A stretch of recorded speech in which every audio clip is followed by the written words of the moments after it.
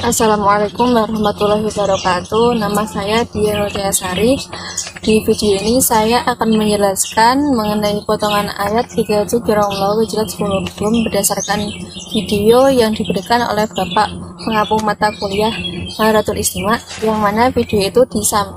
yang mana ceramah itu disampaikan oleh Syekh Sholeh Al-Manghorizi pada surat Al-Anfal ayat 2-4 yang berbunyi Innamal bismillahirrahmanirrahim innamal mu'minuna alladzina idza dzukirallahu wajilat qulubuhum wa idza tuliyat 'alaihim ayatuhu zadatuhum imanan wa 'ala rabbihim yatawakkalun alladzina yuqimuna sholata wa mimma razaqnahum yunfiqun ulaika humul mu'minuna haqqan lahum darajatun 'inda rabbihim wa maghfiratun wa rizqun karim.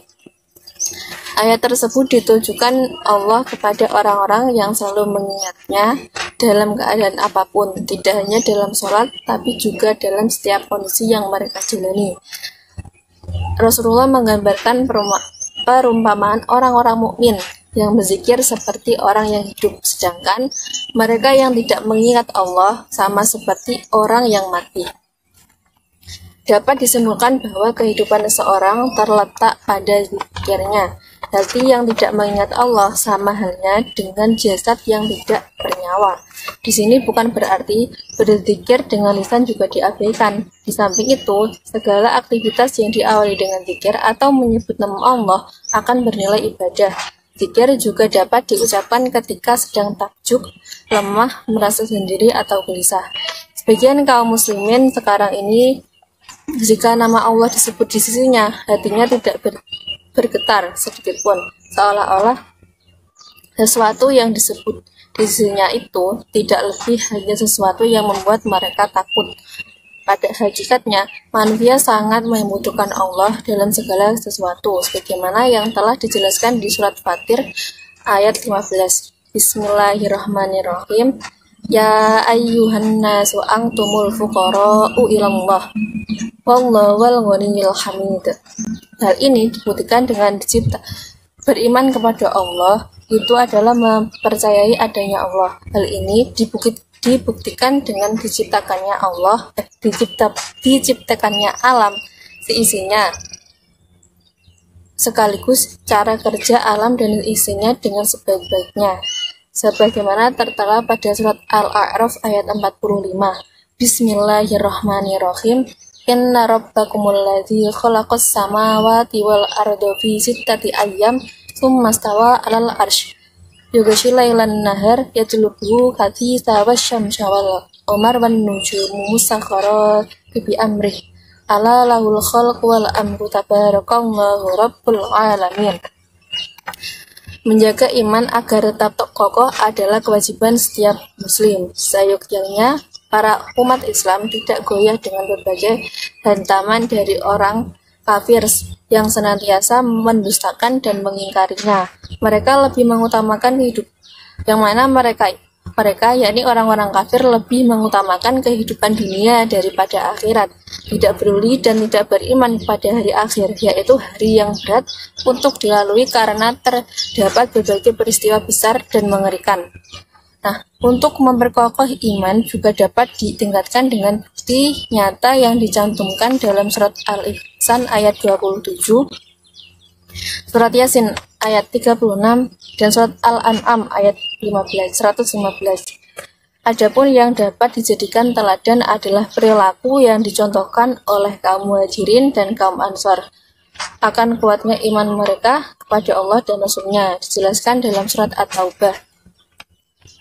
Wasabiqunal awwaluna minal muhajirina wal ansori wal ladzina attaba'uhum bi ihsan radhiyallahu anhum wa radu an wa a'adda lahum jannatun tajri tahtahal anhar khalidina fiha abada dzalikal fawzul adzim. Dengan begitu bukanlah sangat beralasan bila mencintai kaum Ansor, termasuk pertanda iman seorang muslim. Dengan sesama saudara muslim saja kita harus saling mencintai dan juga menyayangi, apalagi terhadap kaum Ansor dan sahabat Nabi secara keseluruhan yang jasa mereka amat besar bagi perkembangan agama Islam. Maka tidak heran bila kecintaan kepada mereka termasuk tanda iman seseorang. Dan amat mengherankan bila ada orang yang membenci mereka. Hal itu termasuk sebagai salah satu tanda kemunafikan. Selain itu, ada juga yang dapat dijadikan pelajaran, yaitu kisah yang sangat populer sepanjang masa, yakni kisah perjuangan Ibu Hajar demi anaknya, yakni Nabi Ismail. Perintah Allah kepada Nabi Ibrahim untuk meninggalkan Siti Hajar dan bayi Ismail di padang yang tandus. Jika Ibu Hajar yang tetap sabar, ridho, dan tawakal serta yakin bahwa ada hikmah di balik apa yang diperintahkan Allah kepada keluarga mereka. Hal tersebut berkat iman yang kuat pada Allah serta selalu mengingat Allah di dalam setiap kondisi. Iman Ibu Hajar sangat diuji ketika bayi Ismail kehausan, sehingga Ibu Hajar harus bolak-balik dari Sofa ke Marwah selama 7 kali untuk mencari air, yang mana peristiwa tersebut dikenal sekarang dengan sebutan sa'i.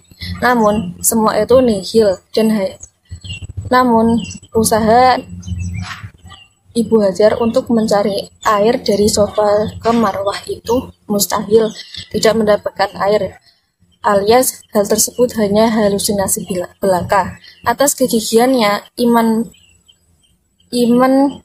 dan taatnya kepada Allah, peristiwa munculnya air dari kaki Ismail membuat Siti Hajar gembira.